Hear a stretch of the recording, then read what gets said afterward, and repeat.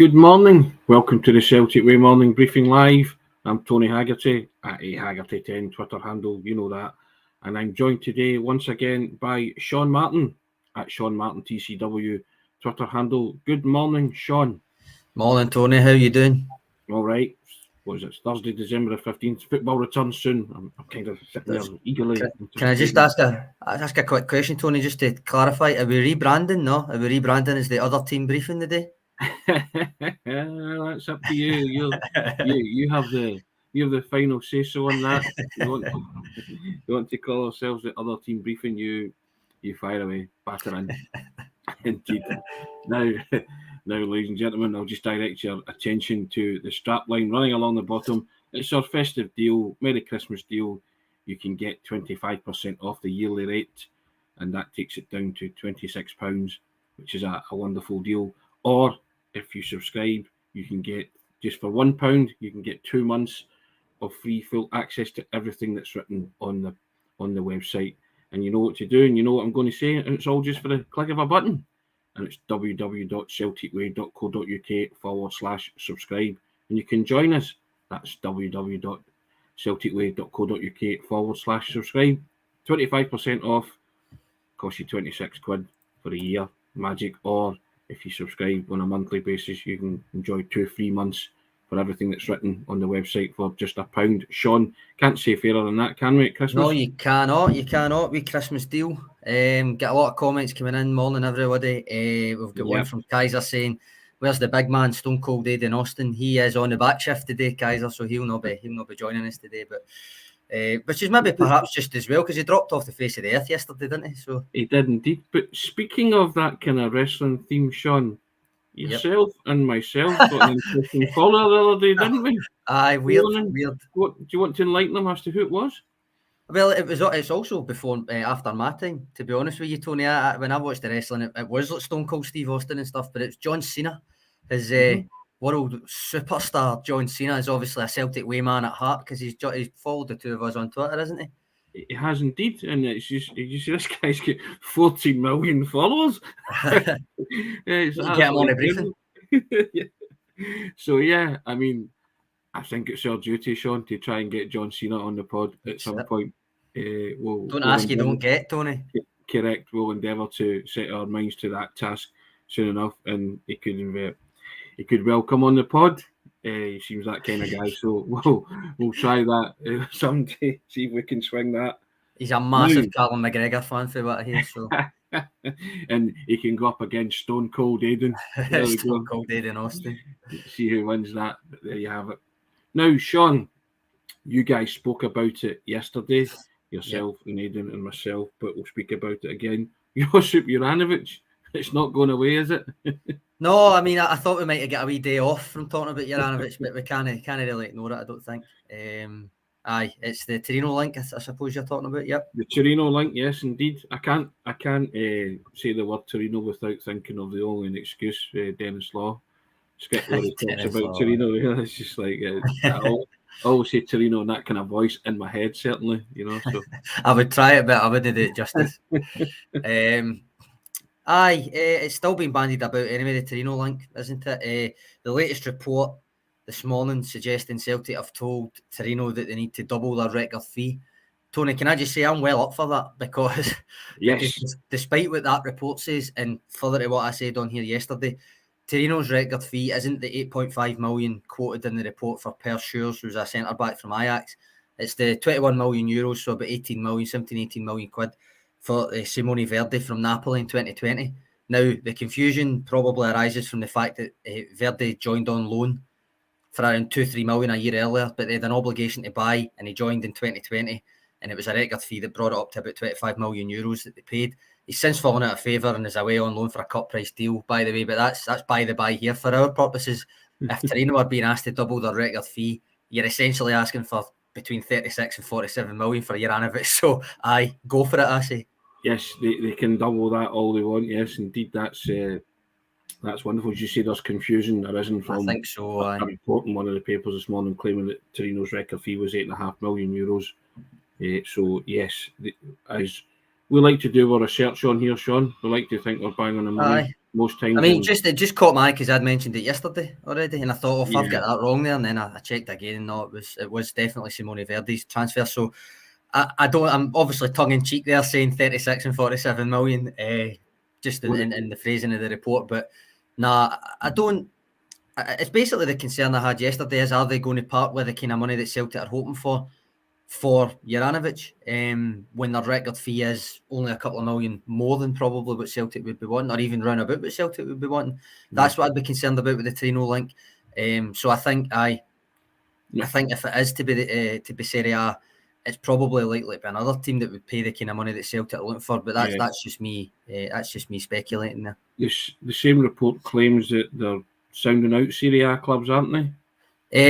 Different report, but same outlet. Saying that he has a preferred destination. Yeah, saying that he prefer. He's been his agent's been asked to look at Serie A specifically, which actually I think would suit him. I think he would do well in Serie A, but it just depends what club. From our point of view, you're looking at it. Who could Celtic get the most money from? Basically, obviously England is the answer to that.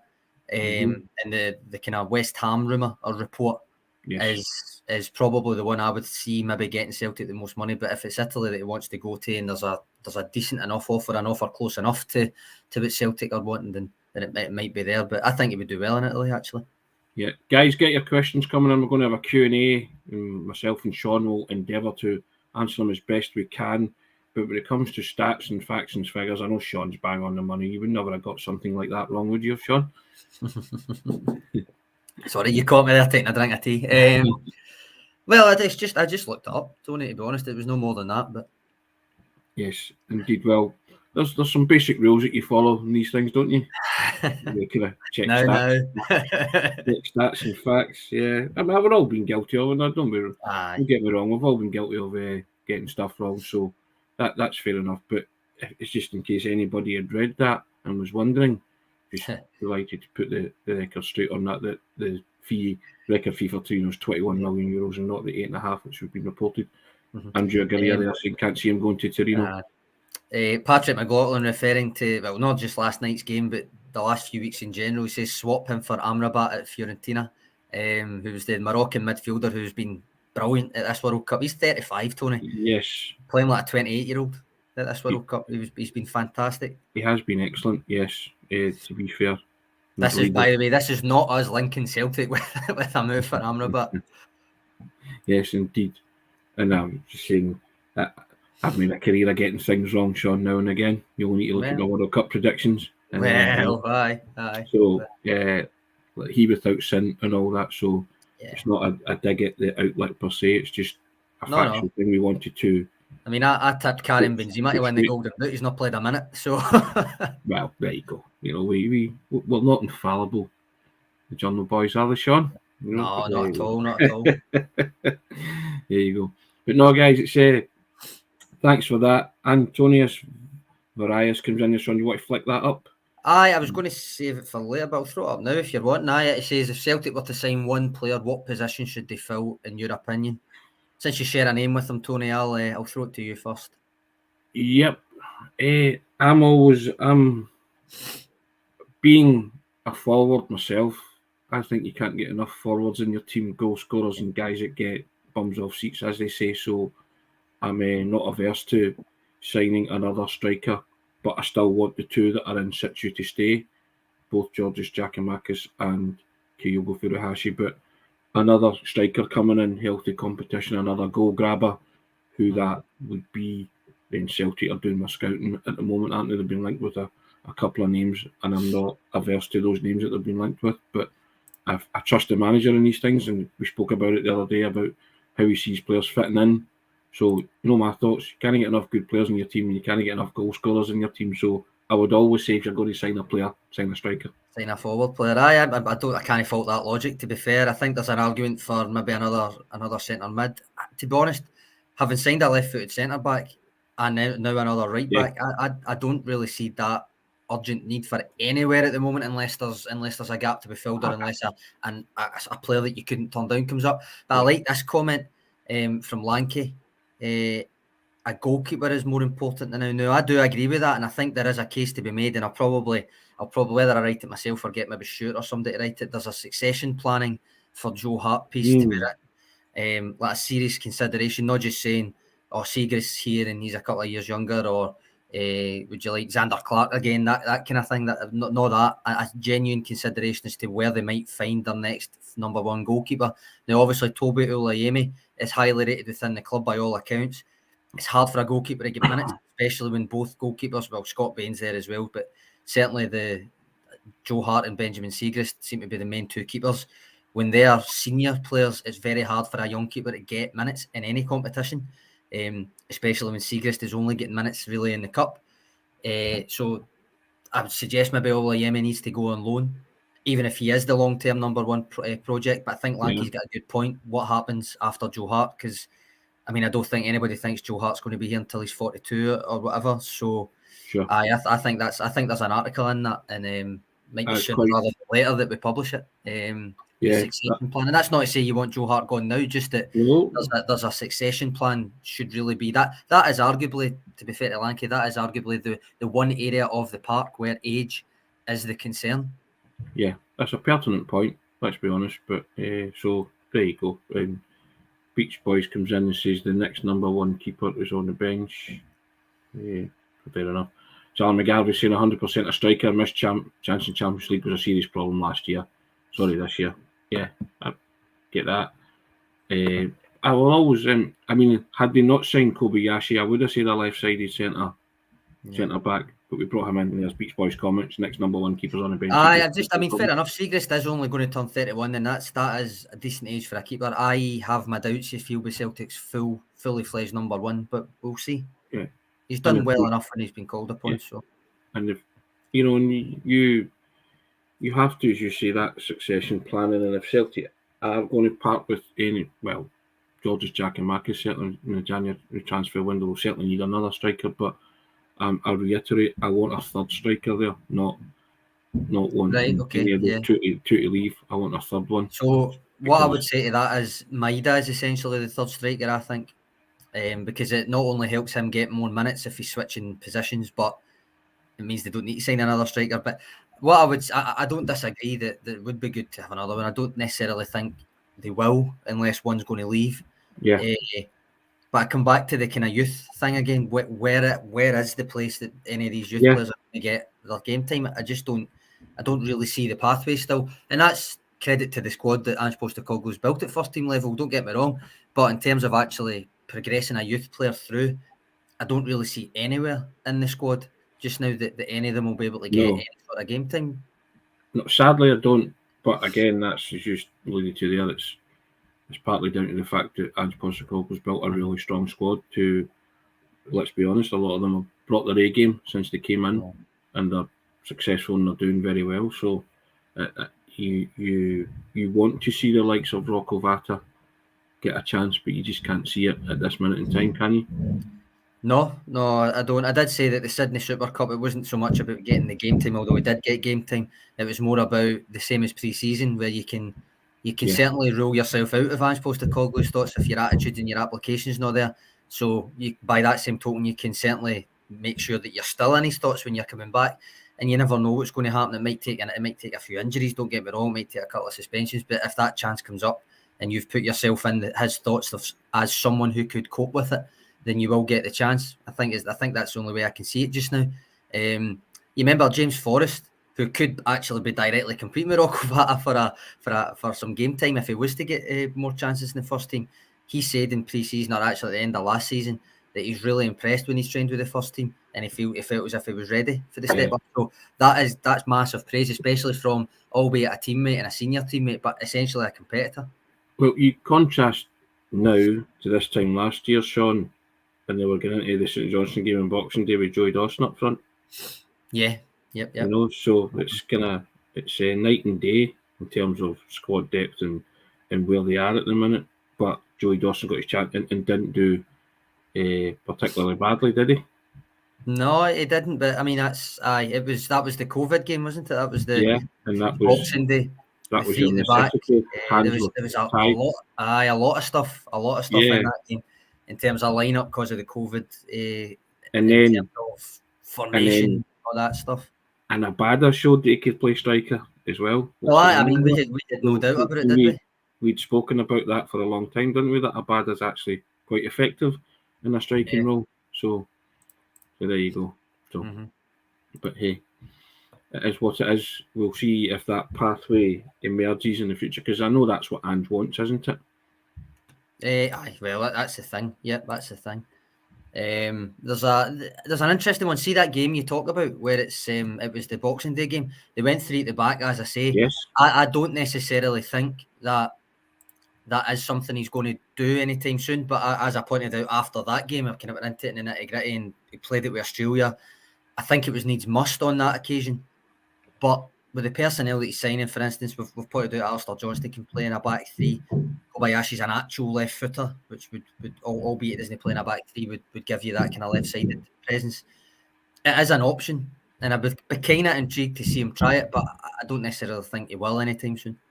Okay, here's the question then, Sean, and I'll throw it to you from Hazel Finn.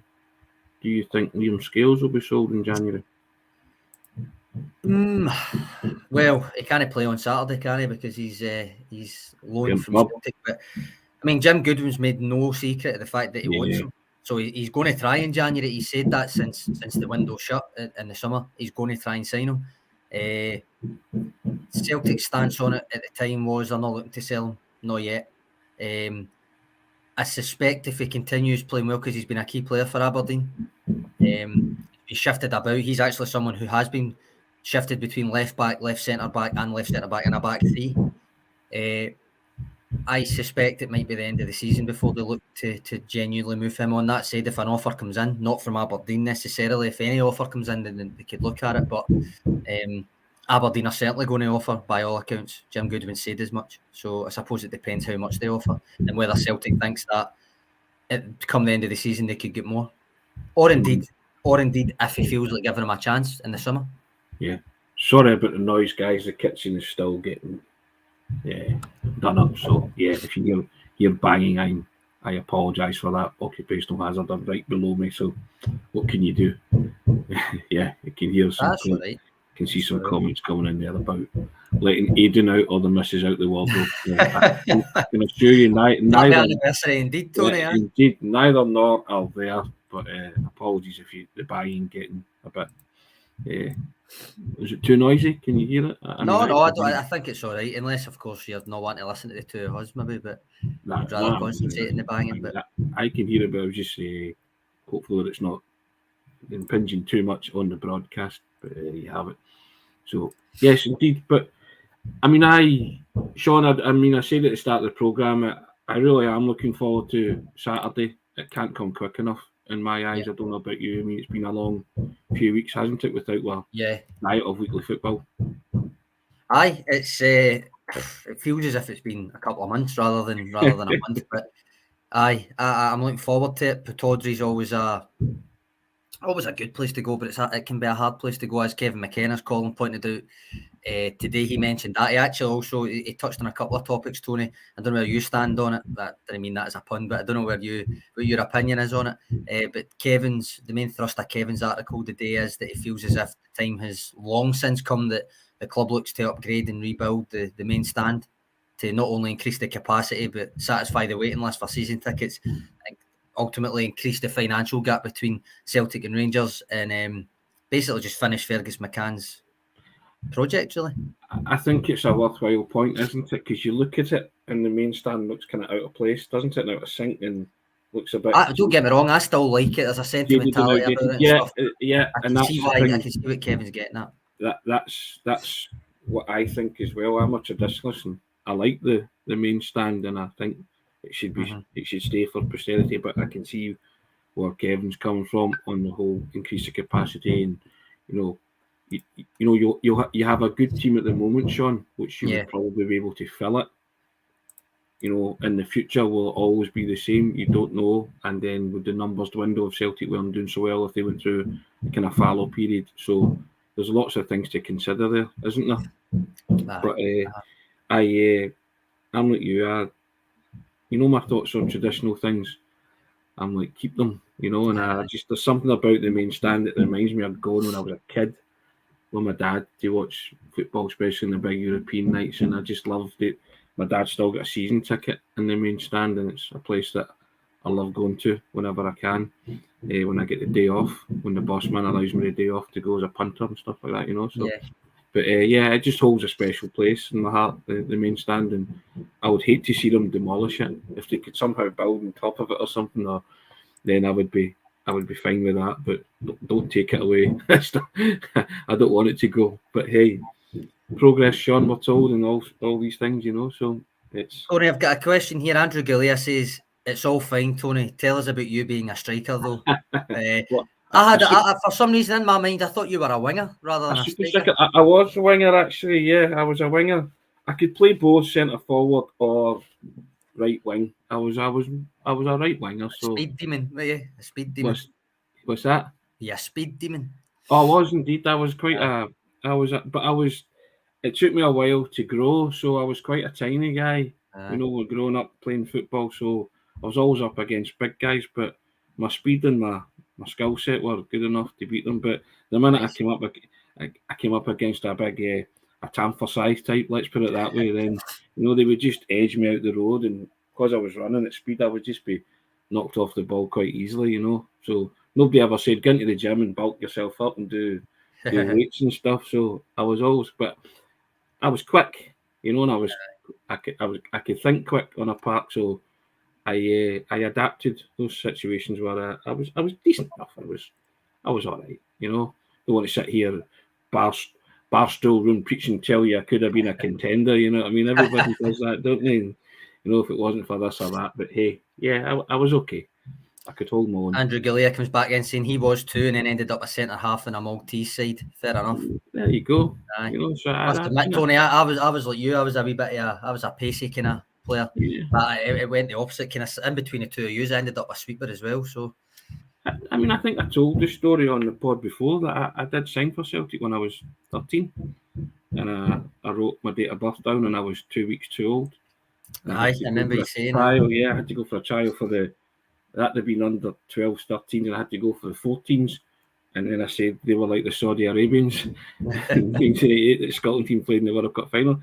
Guys were just massive, and and it was a big difference when you were a kid back then, you know. So I was good at that level with guys that were the same age as me. But when I had to go to play against guys who were, older and bigger, tough ask. You have to be Jinky Johnson or George Best. Aye. And whilst I was on my way to trying to become that, I wasn't the finished article. So, but two comments here, Tony. Robert Ingram could have been a defender. He says could have been a defender. Yeah. And then John Hill. Did you ever change agents, Tony? Do you know what? I've always said if I was ever to have an agent, the only person I ever trusted in football, and he's always my go-to guy, and he still is to this day, it's my old man. I would have my old man as my agent because he's never given me a bum steer about football ever. So, and he knows that. So it's I would have had him as my agent if that was a done thing back then. But yeah, I mean, and that's why I do what I do now, because back then I grew for 3 days solid in a room not too dissimilar to this, and my old man came in and said, "You can't cry for the rest of your life. What are you going to do?" And I said, "Well," and at that point I was watching Scott Sport, and Arthur Montford was on the telly. I said, "I'm going to be him." Yeah, fair enough. And that was. Where's the sports jacket then? I totally. and one of the, I might have told this before as well, but one of the great thrills in life was when I was doing my postgraduate diploma, and we got a brief saying, "Go and interview somebody famous, and let us know why they're famous." And I interviewed Arthur Montford because I'd always wanted to do it, and it was just up alongside the Martin O'Neill pod that we did the other week. It was one of the best hour and a half I spent in my life, Sean. And because I used to do an impersonation of him when I was a kid, and I'd written this in creative writing class. I'd written a poem about him, which I've actually put in the new book for those who want. Oh, there it is. There's the plug. There's the plug for the new book. Right, there we go. Do the whole thing. There it's here. These are left over. So available on Amazon. So, and an independent very Partick Thistle colours there, Tony. Yes, it's Roy the Rovers actually. It's very Manchester Rovers. It's Manchester Rovers. Homage to Roy, yeah. And behind you in it, the Roy the Rovers colours. Yeah. And an independent adjudicator said to me, "Have you given this to Arthur Montford?" And I said, "No, you'll never see it." And he was like, "I don't know why." So he encouraged me to give it. So part of me was, okay, I'll maybe one day get to speak to him. So I did, and I gave him the poem, and he read it, and it was just interspersed with bits of his commentary.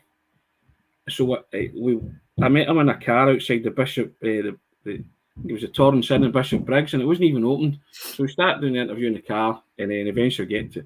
I said to him, "I used to do an impersonation of you." So he says to me, "Do it."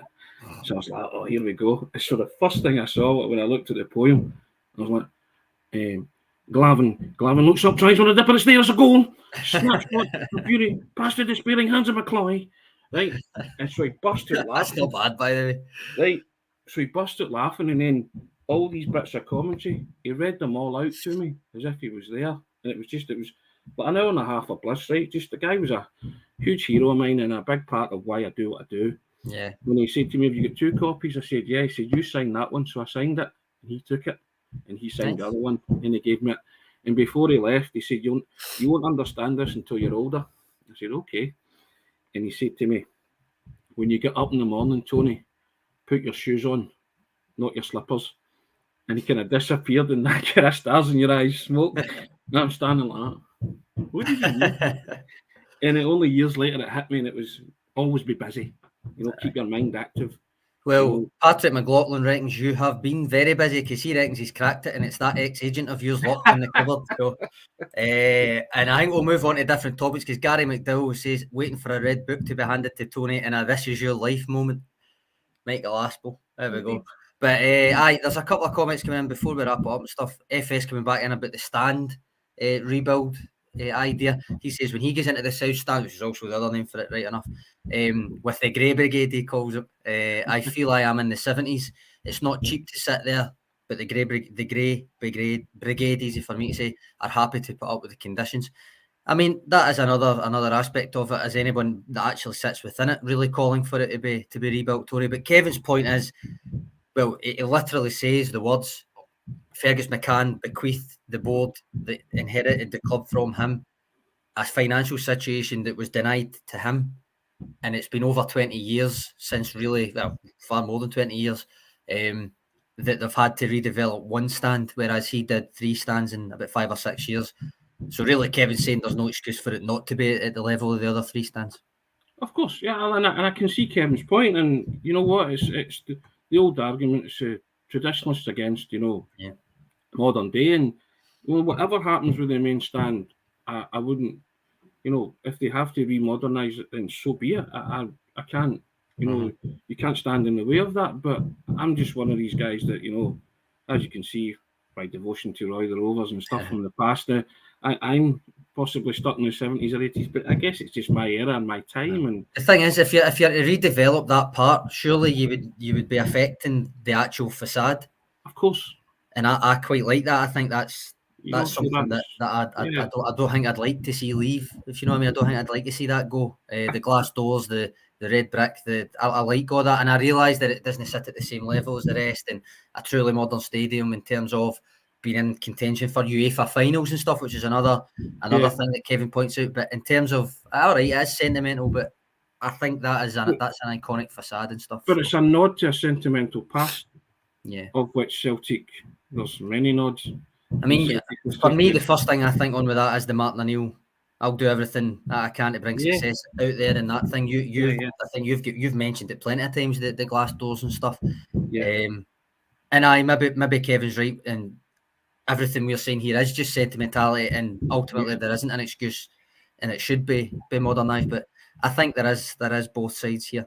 FS obviously someone who has sat or does sit in the main stand, saying that quite happy with it the way it is, really. Yeah. Does modernisation trump sentimentality? That's the question you're asking yourself now, isn't it? So there you are.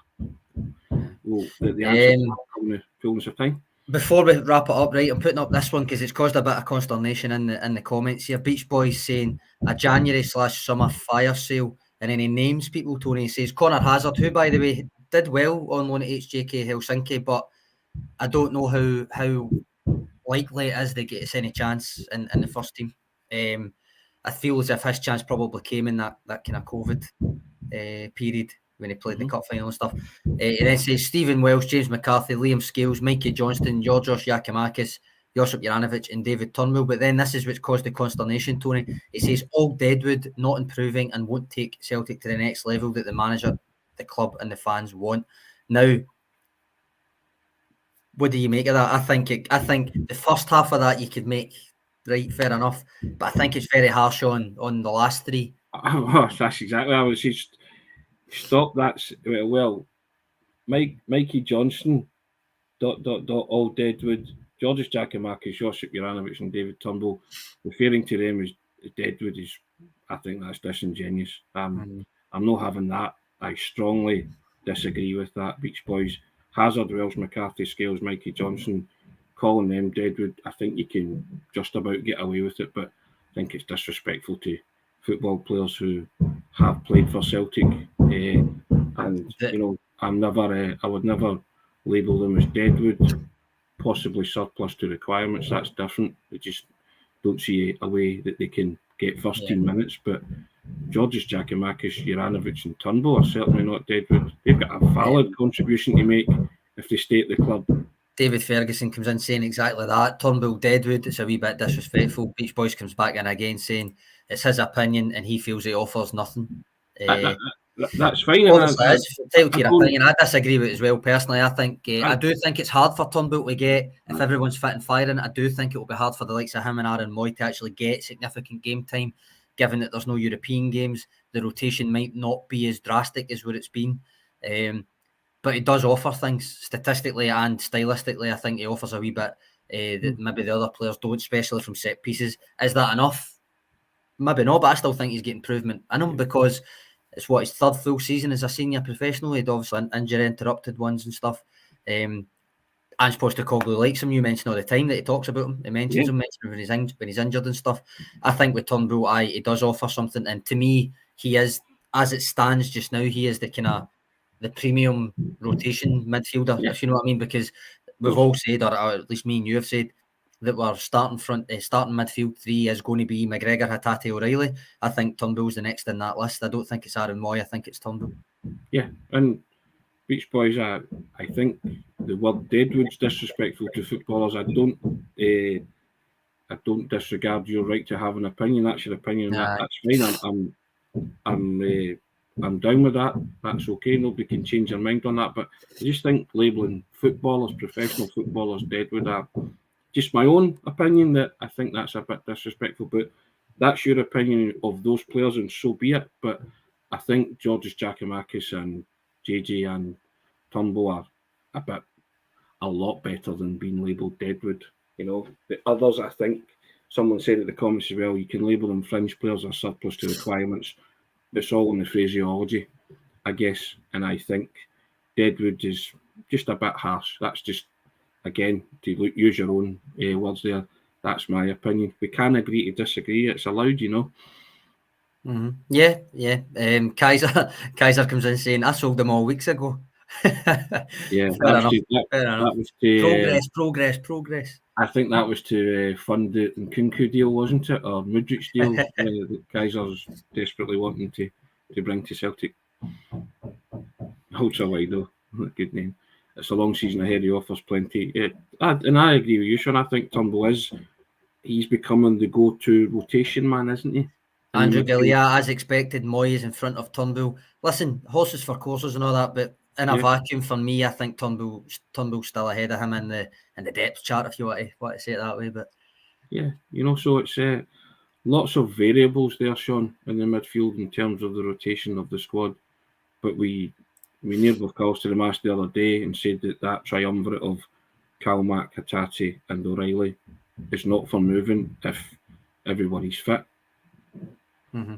Yeah, I agree. There's a couple of comments coming in about Mikey Johnston saying he's doing well on loan. By all accounts, he is. We had a loan report.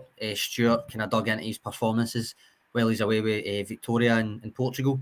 And I'll try and dig that out, put it in the comments, of course. But he has been playing well. If it's well enough to come back and actually get game time at Celtic, not so sure yet. But give him the full season and see what happens. I suppose, because I still think there's a player in there, but as always, there's certain aspects that you really would need to see him improve before he would seriously challenge. Beach Boys comes in. says, "I'm sorry, you haven't offended me, Beach Boys. It's your phraseology, not mine. Don't get offended. But we are intelligent enough, that Jackie and Juranovic have been touted for transfers. That's what happens when you're a good footballer. You get touted for a transfer.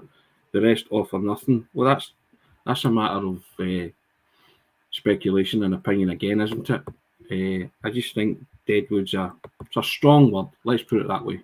And I feel that that's a bit disrespectful to the players involved because they are playing football at a very, very good level, and they're just maybe not good enough to play for the current Celtic team, which has brought its A game to the table since the manager came in. That's all I'm saying. I'm not offended by your choice of words. To be fair, I've no problem with the term Deadwood. I think I've used it before, and I remember my keep sell kind of articles and stuff. So I've not really got a problem with the term. I just don't think it applies to Giakoumakis, Juranovic, and Turnbull. But I've no real problem with the term. But.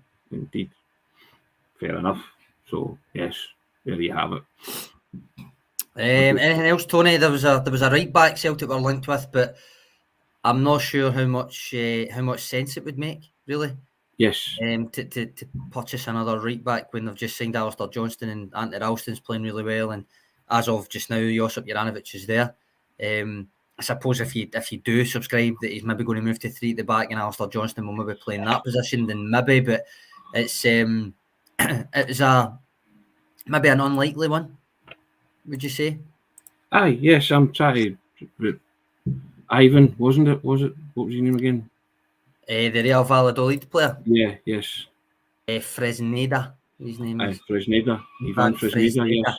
Yeah, he's 18, so I suppose he's 18. You could maybe say he's a project right enough, but I suppose it depends. Spanish under 19 player, wasn't he? So, and they were talking about if he was to come in, it would be a kind of project. But lots of people pointing out that Celtic haven't really invested in projects since Hans came in to an extent.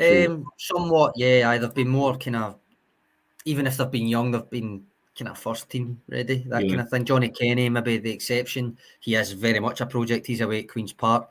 Not really doing too well, actually, at Queen's Park. Not getting a lot of game time, really. I was hoping to see him get quite a bit at Queen's Park. But beyond that, there's not that many projects. Even if they've been younger, they've been playing. No. They've been coming in with a view to play. The thing is, with the Fresneda link, I think it was just reports in Spain, but he's also getting linked with Leeds for like 20 odd million and stuff. So that's what I'm saying. I don't know how much credence to give it, but we might as well mention it in passing at least. Well, Celtic was linked in dispatches, wasn't it? But there was lots of talk of move to England and stuff like that. So we'll see how that one plays out. Yeah. But there we go. Nope. Saturday football, Sean, it's coming. It's coming slowly but surely. Inching its way, and we'll build up the preview to the Aberdeen game on Saturday. Yep. Tomorrow we'll build it up big time. Just wanted to say, direct your attention again to the bottom strap line. Subscribe to the Celtic Way. We've got the Merry Christmas deal festive offer, and you can support top quality journalism covering the club you love. It costs you £1 for 2 months of full access to everything that's written on the website, or you can enjoy 25% off the yearly price, which takes it down to £26, which is a total bargain. And all you do is click a button. www.celticway.co.uk/subscribe. That's www.celticway.co.uk/subscribe.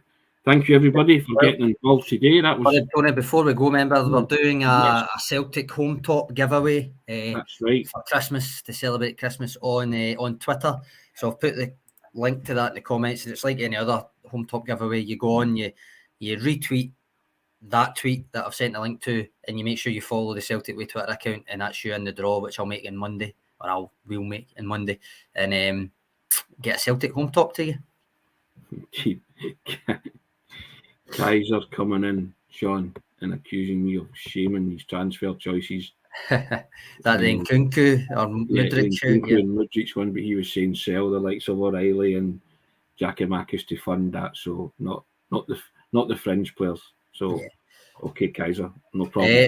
You says we'll be back to preview the Aberdeen game tomorrow, but just because Andrew's asked what time's the game, it's 12:30.